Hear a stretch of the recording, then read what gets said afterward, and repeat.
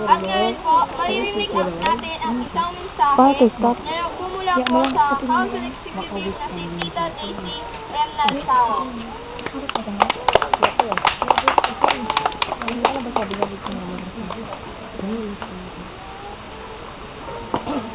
Muli po, kahit umuulan, maganda pa rin ang hapon sa inyong lahat at sa mga ating kagawad, kay Kapitana, sa ating leader, sa tatay at sa ating honorable kagawad ng Nara, sa mga magulang na nandito ngayon, kay Kitty, nagpaana siya kay Pura President, sa ating daycare worker, na medyo natatas na kanina sa kanyang sinasabi.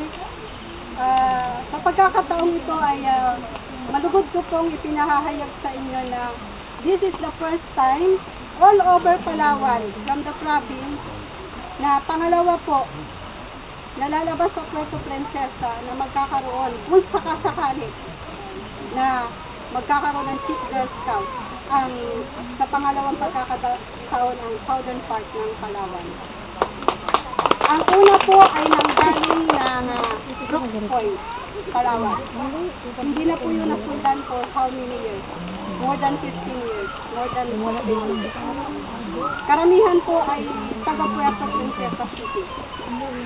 At kung papalarin po sila si Dimple, sanay ako sa Dimple sa kanya, nakakalusot sa evaluators natin, sa evaluation, ay pangalawa po siya. At dito manggagaling sa munisipyo ng Nara.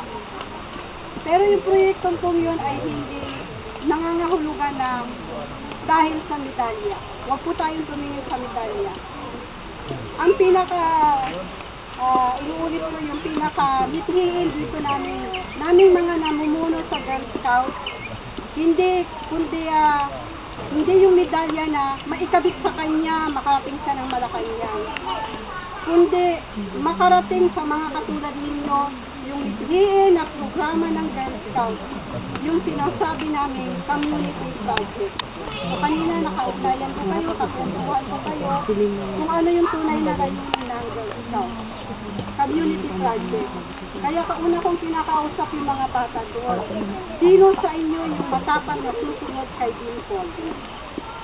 Nag-aalangan tumaas yung isa, nag-aalangan tumaas yung isa. Sana may sumunod sa kanila. With prayers po yun, ha? With prayers kita. Okay? So, alam nyo po, nung tuwing monthly report yan na dumarating yung monthly report ni Dimple sa opisina, tuwing babasahin ko yung report niya, nararamdaman ko yung hirap niya. Yung hirap ng grupo, yung layo ng nilalakad nila, lalong-lalo na itong huli na nandoon makikita yung mga picture na nag-iisip sila kung dito ba itatayo, ililipat pa doon. At yun nga, nagkaroon ng konting problema na nagkaroon ng tampuhan, na bakit hindi makakarating. Sabi niya sa akin, Tita, please pray. Nag-text siya, magkakaroon pa yata ako ng problema sa project ko na matatapos na. Ang sagot ko lang sa kanya, with prayers din po, tuloy mo yung project. Kahit anong mangyari, kausapin sila ng maayos. O, di ba tay? O, sabi nga ni tatay kanina, sana nga raw magkaisa-isa kayo, kung may natitira raw na barya, pagsamahin para makarating pa yung dagdag na tubo pa doon, ano tay? So, yan ang suggestion niya. Magandang idea po yun.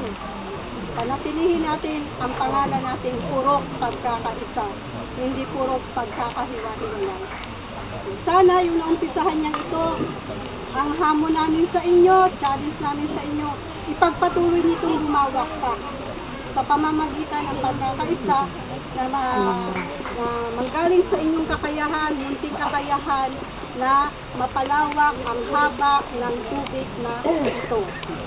So muli, sana samahan nyo kami, manalangin na marami pang Girl Scout sa buong Palawan.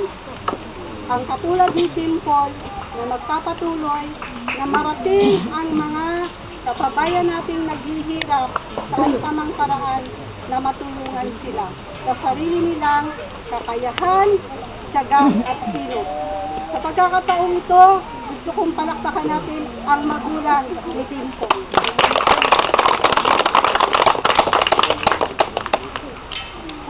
sa kanilang paghihirap, silang malaking naghihirap dito dahil naramdaman nila mismo kung gaano ang pangangailangan po ninyo sa tubig.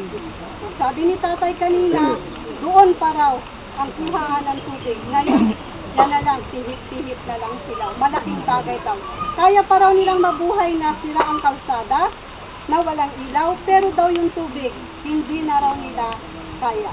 Sumuli, iniwan ko po sa inyo ang hamon ng Girl Scout na pag-ibayuhin ninyo at mahalin ang iniwanang proyekto ni Dimple para ito sa inyong lahat. Maligayang hapon. Gusto ko po sanang tawagin si Kapitan natin saka si President para po mag-contribute sa